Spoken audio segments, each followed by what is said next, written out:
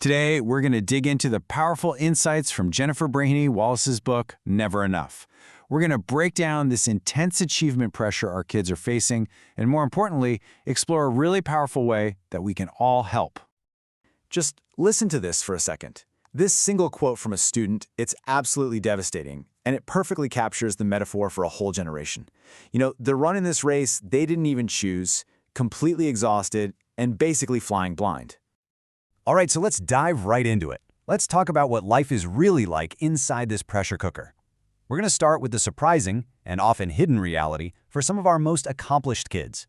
Kids who, on the surface, look like they have it all. So take a story like Amanda's. On the outside, she had it all. Varsity athlete, top of her class, president of the debate club, she checked every single box.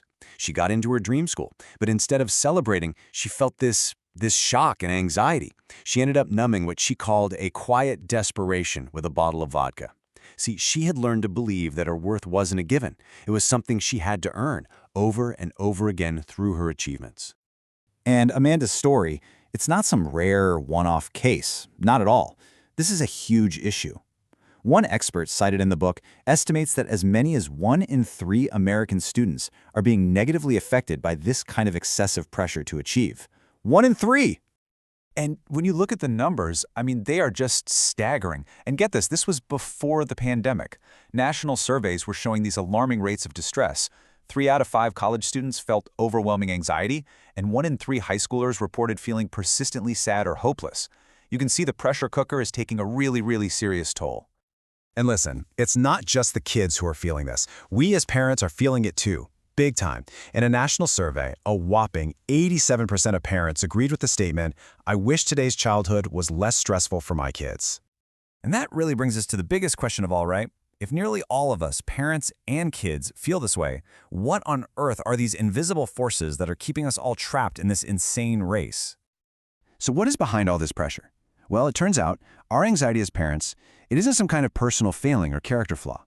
The book argues that it's actually a completely rational response to 2 incredibly powerful drivers.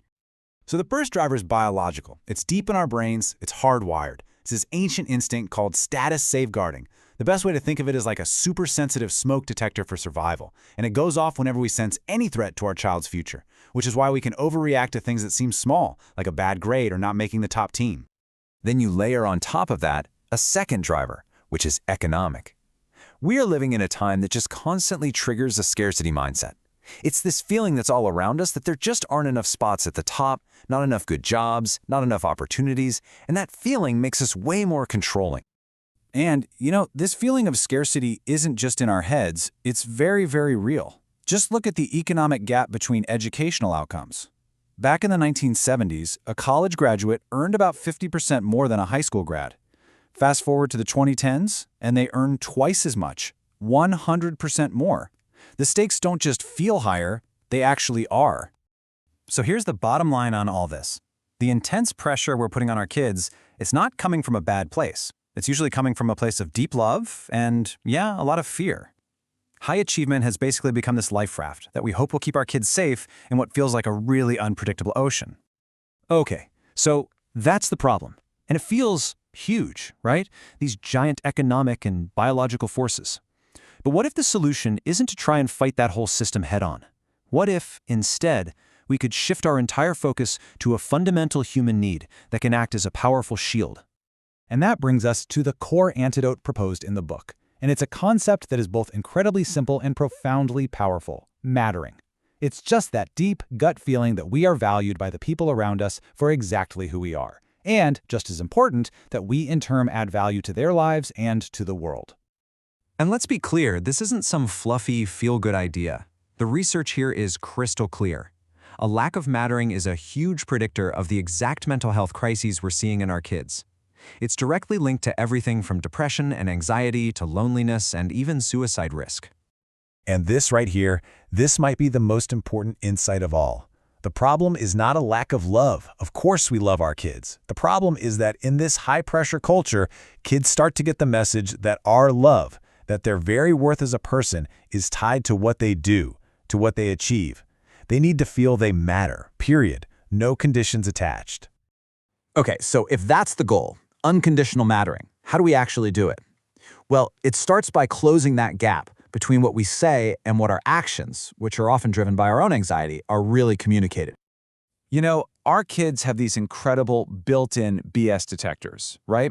They are experts at translating our adult doublespeak.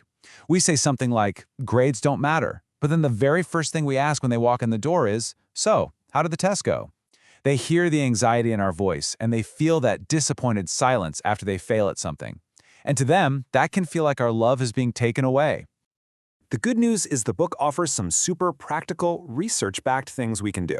Tiny things. It's about showing warmth, especially after a failure. It's about actually saying the words, "You matter to me." And my absolute favorite, greet them at least once a day with the total, unabashed joy of a family puppy. You know, no questions, no agenda, just pure delight that they exist. Now for the second half of the mattering equation, and this is just as crucial, because it's not enough for our kids to just feel valued. They also have a deep need to feel that they add value. As Stanford's William Damon puts it, the biggest problem our kids are facing isn't just stress, it's a sense of meaninglessness.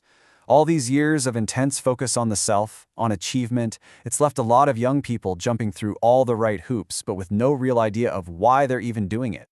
And we can actively fight that sense of meaninglessness, starting with the conversations we have at home. So instead of just asking, what grade did you get?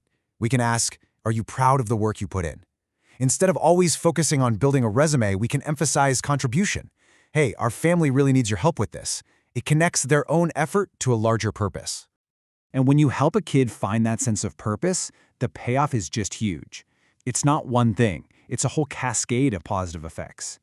It builds real resilience, because when you have a why, a single failure doesn't crush you. It curbs perfectionism and gives them the internal fuel they need to avoid burnout. It builds a genuine, lasting sense of self-worth. And this final thought from the book really leaves us with such a powerful way to reframe this entire conversation.